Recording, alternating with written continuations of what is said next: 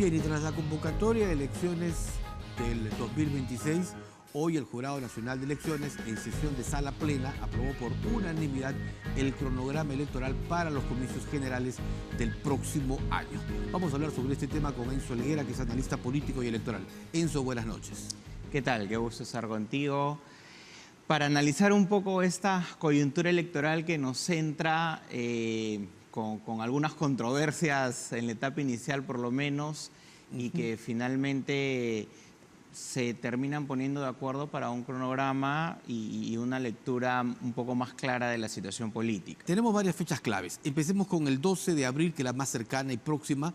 Hasta ese día se ha aclarado, se ha precisado y se ha puesto punto final a lo que era una controversia, ¿no? Hasta ese día podrán registrarse en inscripción de los partidos políticos. Claro, bueno, una controversia realizada en el interno del propio Jurado Nacional de Elecciones, que además fue innecesaria, pero que al final han hecho lo correcto, lo adecuado, cuya interpretación explícita es con el plazo final que tenía la presidenta para hacer la convocatoria de elecciones, y dentro de sus facultades ella podía adelantarlo cuando ella guste, porque siguen siendo sus propias facultades. Claro. Y eso no cambia los plazos electorales que ya se tenían, ¿no? De acuerdo a ley, que evidentemente tiene una mayor jerarquía que un reglamento que pueda tratar el Jurado Nacional de Elecciones. Roberto Burneo, que es el presidente del jurado, decía que hay 41 en la tarde en la conferencia de prensa.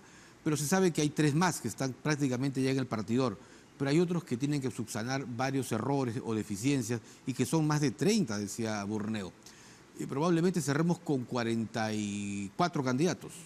Sí, se decía, correcto, que quizás lleguemos a entre 3 a 5 candidatos, ¿no? Todo va a depender de cómo subsanen ellos. Hay 12 días que tienen todavía. Correcto, hay 12 días que tienen todavía. La contradicción era justamente por esta interpretación errónea en la cual se estaba cerrando el paso al mismo día que la presidenta había anunciado sus elecciones. Se saca un reglamento que no han dicho nada respecto al reglamento, pero que imaginamos debe ser corregido, ¿correcto?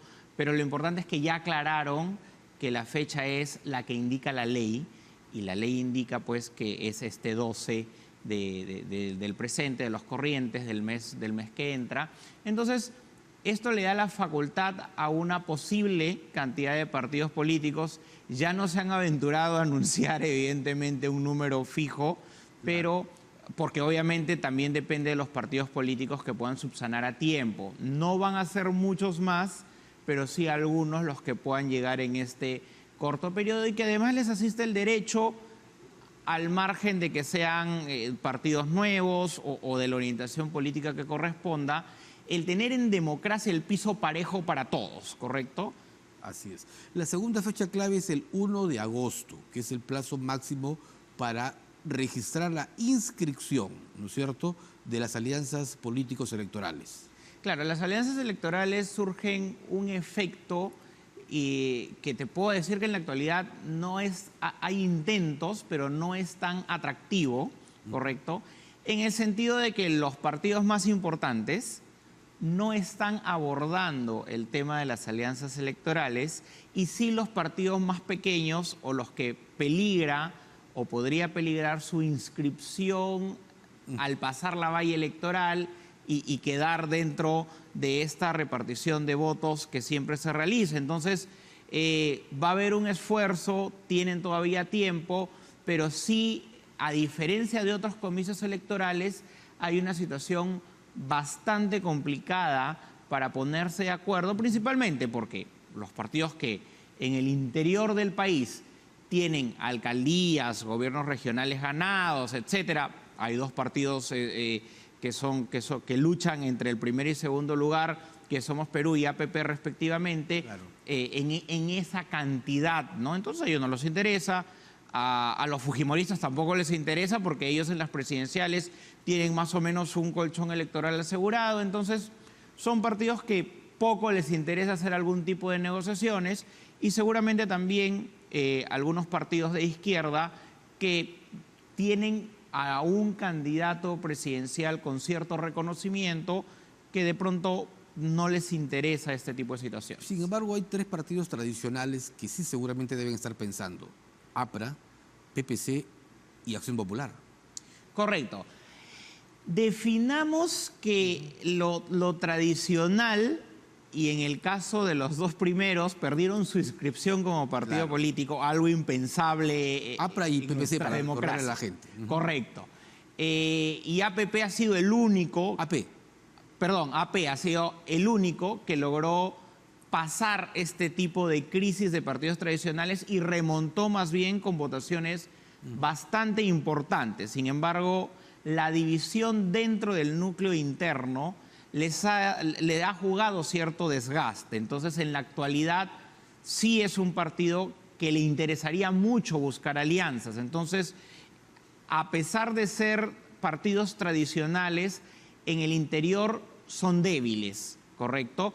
Lo mismo en el PPC y el APRA. Pero tienen la Por marca, inscripción. que es Por supuesto, importante, ¿no? Por supuesto. El APRA con una marca importante a nivel nacional, ¿correcto? El PPC también tiene rasgos a nivel nacional, pero principalmente tiene una concentración limeña, un poco más mesocrática, si se puede decir. Y AP sí también tiene una cobertura nacional, una marca, una recordación. Ahora, la clave importante de ellos es que si manejan una adecuada estrategia política, pues van a hacer algunas colocaciones importantes por el reconocimiento de marca y porque ante 40 y tantos partidos políticos inscritos va a ser un poco más fácil marketear aquello que tradicionalmente el voto peruano ya conoce. Correcto. La tercera fecha importante es el 23 de diciembre, un día antes de la Navidad, porque ese día sabremos quiénes son los candidatos presidenciales, congresales y el Parlamento andino. Pero las fórmulas presidenciales, ahí va a venir lo importante, porque ahí se vendrán las tachas que tendrá que resolver el Jurado Nacional de Elecciones y personajes que ya sabemos que, si bien sus partidos ya no existen, van a buscar sí integrar a alguna otra agrupación como invitados. Sí, claro. No solamente dentro de la cuota de invitados, sino que evidentemente estos personajes pueden generar determinados jales ante el elector, claro, sobre todo aquellos que tienen un colchón de votación importante, ¿no? Otros que no puedan postular de repente van a querer empujar a sus propios partidos políticos o van a tratar de hacer o jugar una suerte de alianza electoral. Esta elección va a resultar interesante porque dentro de todo, no todo va a estar dicho y las encuestas privadas de manera previa que se están realizando pueden dar cuenta o pueden dar análisis que tanto la derecha como la izquierda tienen equilibrios bastante importantes y hoy por hoy no podríamos decir que hay una preponderancia siquiera de alguna de las fuerzas.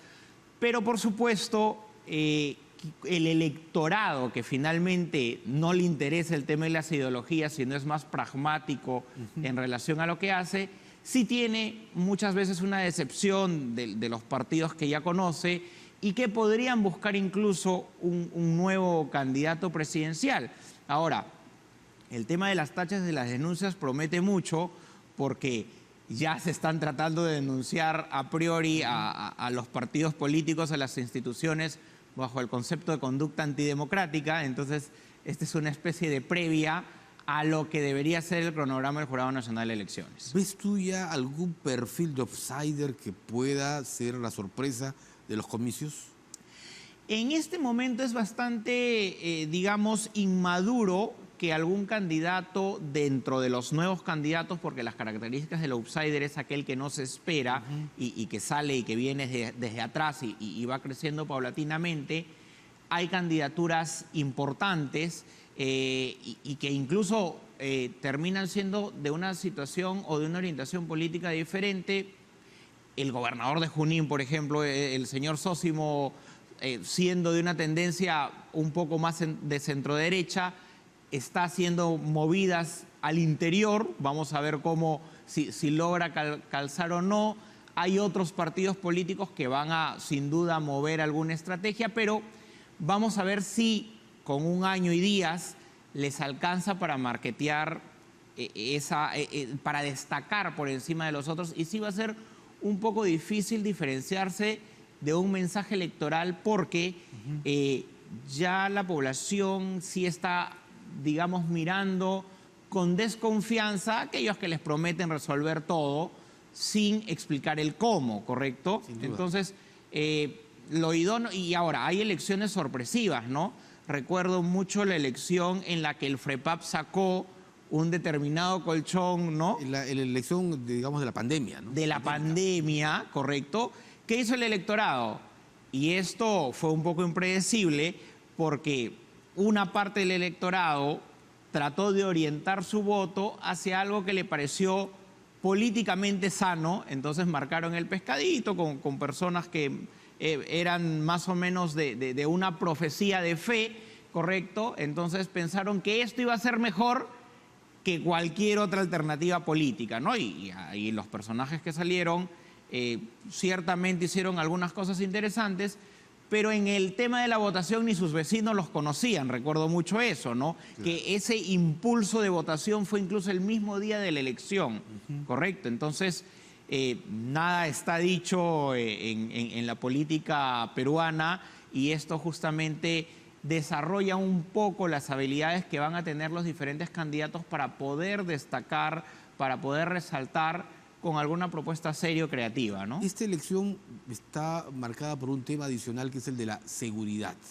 La preocupación que tenemos porque el crimen organizado es el principal problema que tienen o que tenemos todos los peruanos. El presidente del Consejo de Ministros hizo un editorial ayer en el que ha garantizado elecciones transparentes, pero además también garantiza que se va a enfrentar al crimen organizado y que este no va a tener ningún ápice de participación, ni menos de afectar el derecho al sufragio de todos los peruanos. Correcto. Esto debe también acompañar de algún endurecimiento de normas, de una reforma no solamente política, sino al interior del aparato de justicia y de la fiscalía, ¿correcto? Porque vemos en las noticias muchas capturas, pero que el sistema de defensa de la fiscalía y jurídico muchas veces no funciona y es momento de abordar el tema de fondo para también corregirlo, porque todo tiene que ir acompañado de una manera que sea funcional y que sea orgánica. Sin repartir culpas, más allá de eso, creo que es momento que las instituciones se sienten a la mesa y empiecen a dialogar de las fórmulas para que sea una justicia, un sistema que funcione desde la búsqueda, ¿no? de poder tener a estos grupos y llevarlos ante todo el sistema del Ministerio Público para que pueda ser eficiente, porque de lo contrario, entre las propias instituciones se van a estar poniendo zancadillas. Sí, pues eso es importante. Y finalmente, Enzo, para terminar, lo que tiene que ver con este proceso electoral que está cada vez más cerca, la distribución de los recursos, que también se ha garantizado ayer en este editorial, para un proceso que también va a tener una innovación. Vamos a tener probablemente un voto digital para policías, militares y peruanos en el extranjero. Correcto.